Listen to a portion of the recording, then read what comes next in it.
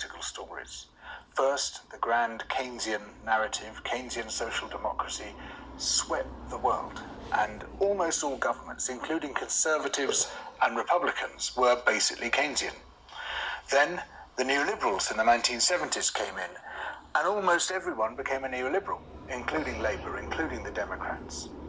Their history, their political heritage, their leadership turned out to count for almost nothing. What counted was the story. In the social democratic story, the enemies were the capitalist class, the ultra-rich, who destroyed the economy, leading to the Great Depression through their laissez-faire economics.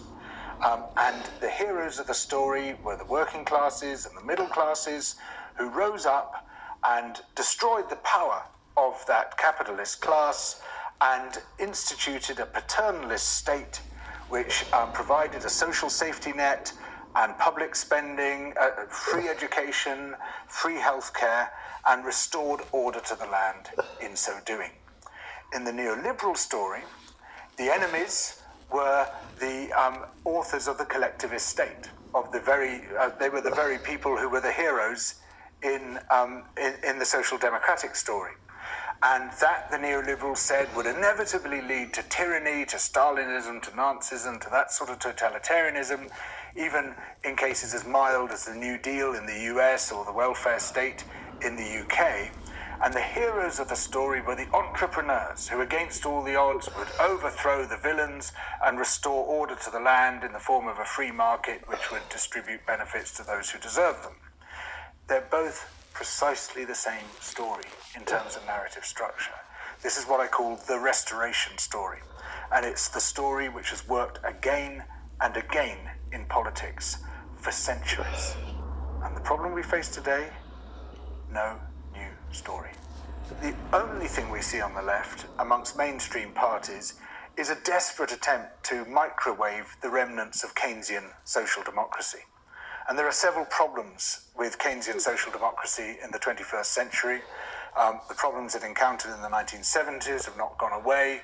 What we call Keynesianism now scarcely resembles the original version because we've lost the capital controls, we've lost the fixed exchange rates, we've lost any notion of an international clearing union and all the other essential concomitants of Keynesian policies. No one seems interested in reviving those.